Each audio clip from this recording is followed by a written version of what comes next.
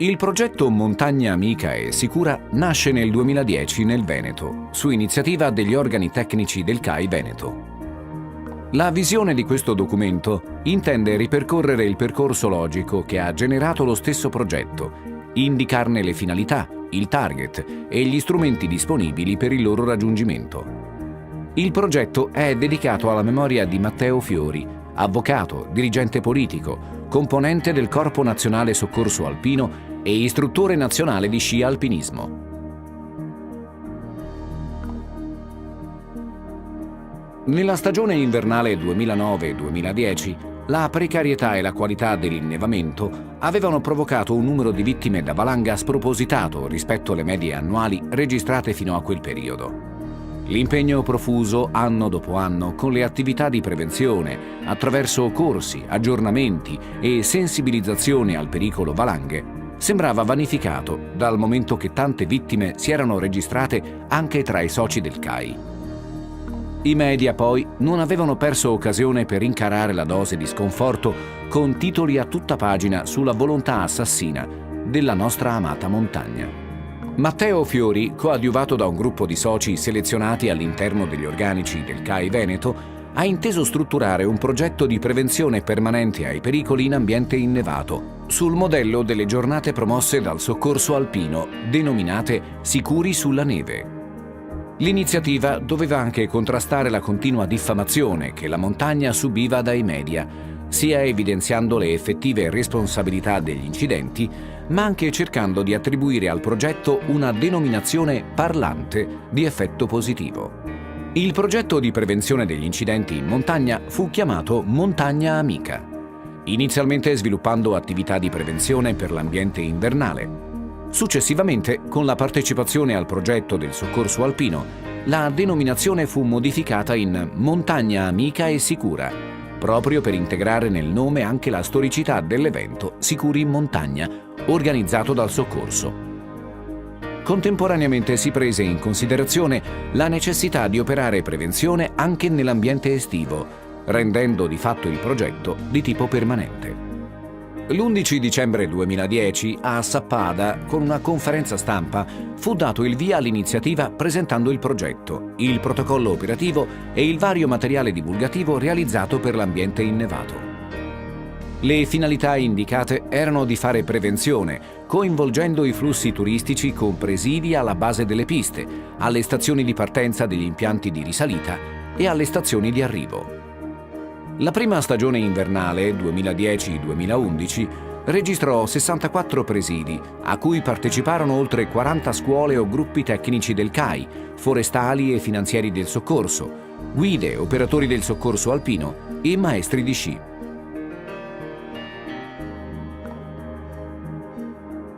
Ma cerchiamo di spiegare in modo più preciso le finalità del progetto Montagna Amica e Sicura. Riguardo gli appassionati di montagna, va ricordato che non si possono confondere coloro che volontariamente accedono ai corsi CAI, motivati dalla voglia di conoscere, provare e fare esperienze, con coloro che si incontrano occasionalmente in un negozio di articoli sportivi, alla base di un sentiero, in un rifugio o all'arrivo di un impianto di risalita. I primi possono essere definiti appassionati attivi, i secondi appassionati passivi. Questi ultimi sono il nostro target prescelto. Più in generale, il nostro target coincide con i flussi turistici che frequentano l'ambiente montano estivo e quelli che frequentano l'ambiente invernale. Appassionati privi di qualsiasi nozione sul comportamento preliminare, di preparazione alla frequentazione e ancor più delle minime normative sulla sicurezza lungo i tragitti che intendono frequentare. Quindi la finalità del progetto è informare e sensibilizzare per prevenire gli incidenti in montagna. Incidenti che, oltre ad offuscare le bellezze offerte dall'ambiente e gli stati d'animo dei suoi frequentatori, comportano con il soccorso e le eventuali cure e degenze un'enorme spesa per tutta la collettività. Chi sono le strutture che collaborano tra loro e quali gli enti o organizzazioni che finanziano il progetto? Principalmente è il Club Alpino Italiano che si è assunto l'impegno di mantenere permanente il progetto di anno in anno.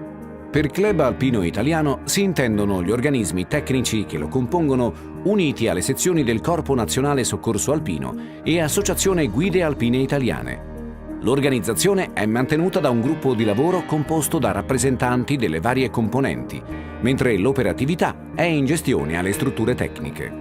I finanziamenti principali provengono dagli stanziamenti previsti dalla Regione Veneto per il progetto di eccellenza che intende promuovere e qualificare le aree dolomitiche riconosciute patrimonio umanitario dell'UNESCO.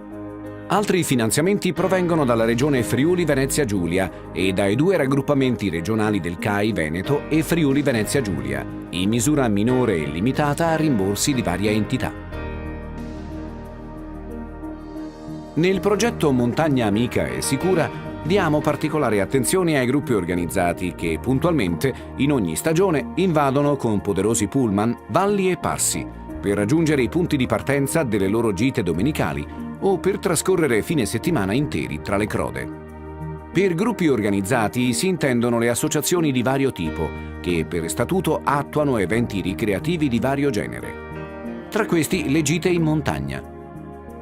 La nostra attenzione è maggiore quando all'impreparazione si sommano l'affollamento degli itinerari e il divario di età che si riscontra tra i partecipanti. Riteniamo quindi in tal senso che questi rappresentino il nostro target ideale per attuare, con modalità maggiormente massiva, la nostra informazione preventiva. Ecco che periodicamente l'organizzazione di Montagna Amica e Sicura invia alcune circolari che rinnovano la richiesta di collaborazione e di attenzione al progetto. Le circolari sono inviate a fine autunno e a fine primavera ai seguenti destinatari: presidenti di sezione CAI, presidenti di 8 CAI, responsabili stazioni soccorso alpino e guide, associazioni scout, associazioni in genere, gestori di rifugio, altre attività turistiche in montagna. Le circolari indicano i referenti per macro area a cui rivolgersi in caso di necessità e riportano alcuni loro recapiti. Uno per l'area friulano-giuliana, uno per l'area Veneto nord-orientale e uno per l'area Veneto sud-occidentale. Nelle circolari sono puntualmente indicati i contenuti che si intendono affrontare negli incontri estivi o invernali che elenchiamo. Circolare estiva. Lettura preventiva del bollettino meteorologico. Cosa portare nello zaino, come orientarsi, come vestirsi in gita, come comportarsi sul territorio, quale alimentazione. Si potrà spiegare come procedere in sicurezza su sentiero attrezzato, come comportarsi in caso di emergenza, come attivare la chiamata al 118 e indicare i dati essenziali, ed eventualmente mostrare come si indossa un'imbracatura, come si indossa il casco, come si lega il kit da ferrata all'imbracatura, come funziona un dissipatore. Circolare invernale. Lettura di un bollettino nivo meteorologico. Cosa portare nello zaino durante un'escursione sulla neve. Come orientare una piantina topografica. Guanti o occhiali, cosa scegliere. Come rilevare la pendenza con i bastoncini da neve e spiegare il perché. Mostrare cos'è un kit da valanga. Come orientarsi con l'orologio e con la bussola. Mostrare la scala europea del pericolo valanghe. Come organizzare un'escursione invernale. Come predisporre la progressione di un gruppo. Si potrà spiegare come procedere in sicurezza con ciaspe o con sci. Come comportarsi in caso di emergenza. Come attivare il 118 e indicare i dati essenziali. Ed eventualmente mostrare come si indossano le ciaspe, come si applicano le pelli di foca, come si impiega l'ARTVA. Il Club Alpino Italiano nel 2009 ha sottoscritto un protocollo di collaborazione con le associazioni scoutistiche, protocollo che ha agevolato la loro attenzione al progetto e ai nostri inviti di collaborazione. Per dare un'idea di quali numeri sono in gioco nella collaborazione che stiamo costruendo con gli scout, ecco alcuni dati solo del Veneto. A Gesci, iscritti 23.800, sedi 250, dirigenti capi 4.200. Cengei, iscritti 1.200, sedi 20, dirigenti capi 165. Scout d'Europa, iscritti 3.500, sedi 100, dirigenti capi 700. Con la GESCI è già iniziata una collaborazione fattiva con la rivisitazione dei loro documenti di base nell'organizzazione delle attività scoutistiche in montagna. Il Sentiero Amico 1, la pianificazione. Il Sentiero Amico 2, durante il campo. Le emergenze. Le zecche. L'infoformatore ha a disposizione diversi strumenti per costruire i propri interventi, per lasciare del materiale riassuntivo su quanto detto e per evidenziare con modalità consone la propria presenza dove intende agire. I contenuti che intendiamo trattare sono presentati attraverso alcuni pieghevoli coordinati sui seguenti argomenti. Decalogo 1. Comportamento in ambiente innevato. Decalogo 2. Comportamento in ambiente estivo, prevenzione e sicurezza sulla neve. La sicurezza sui sentieri attrezzati. Il tempo in montagna e i pericoli connessi. Cercar funghi in sicurezza. La salute non è un gioco. Tra gli strumenti sono a disposizione, per l'infoformazione di base, 2 brevi cartoons di sicuro effetto e di esplicito contenuto didattico. Giulia fai la cosa giusta, ambiente invernale. Giulia fai la cosa giusta, ambiente estivo in fase di realizzazione. Ideati in modo semplice ed intelligente dalla scuola di sci alpinismo della sezione Battisti di Verona, sono stati acquistati e messi a disposizione del progetto.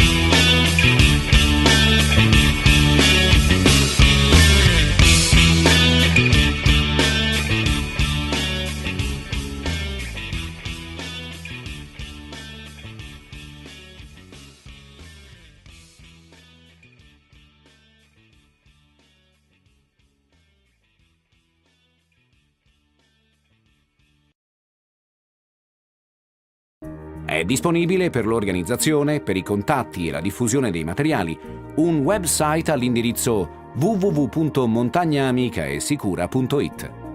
Costruito in 3 lingue, raccoglie anche una gallery fotografica dei tanti appuntamenti organizzati da Montagna Amica e Sicura. Inoltre, per garantire la visibilità comunicativa durante i presidi nei luoghi più disparati sul territorio delle 2 regioni, sono disponibili alcuni gazebo di misura 3 metri per 3, diversi banner roll-up, alcuni striscioni e del nastro in polietilene per tracciare i confini nel caso si organizzi un campo ARTVA. Per un approfondimento sui contenuti trattati dai vari pieghevoli, ecco qui a seguire alcune note per ogni tipologia di stampato. Comportamento in ambiente innevato, disponibile in 3 lingue. Triplo decalogo. 1. Itinerari con gli sci, in pista e fuori pista. 2. Itinerari innevati con le ciaspe. 3. Itinerari sci alpinistici. Comportamento in ambiente estivo, disponibile in 3 lingue. Triplo decalogo. 1. Escursione facile. 2. Escursione impegnativa. 3. Sentiero attrezzato. Prevenzione e sicurezza in ambiente innevato, disponibile in 3 lingue. Come puoi prevenire un incidente? 1. A casa preparati adeguatamente. 2. Sul posto valuta la situazione. Ricorda i fattori naturali che favoriscono il distacco. Ricorda i comportamenti umani che favoriscono il distacco. Fai i controlli preliminari. Evita i pendii ripidi e il bosco in generale offre protezione, ma nella scelta dell'itinerario. 3. Sul pendio riduce ulteriormente il rischio. Identifica il terreno valanghivo. Cogli i segnali della natura. Stai allerta. Controlla il gruppo. In caso di incidente, hai 18 minuti per soccorrere efficacemente il travolto. Chiama il 118. Contemporaneamente attiva le procedure di autosoccorso. Si arriva all'elicottero.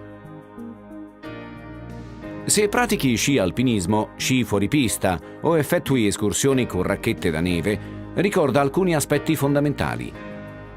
Scala europea del pericolo di valanghe. Numeri di telefono utili.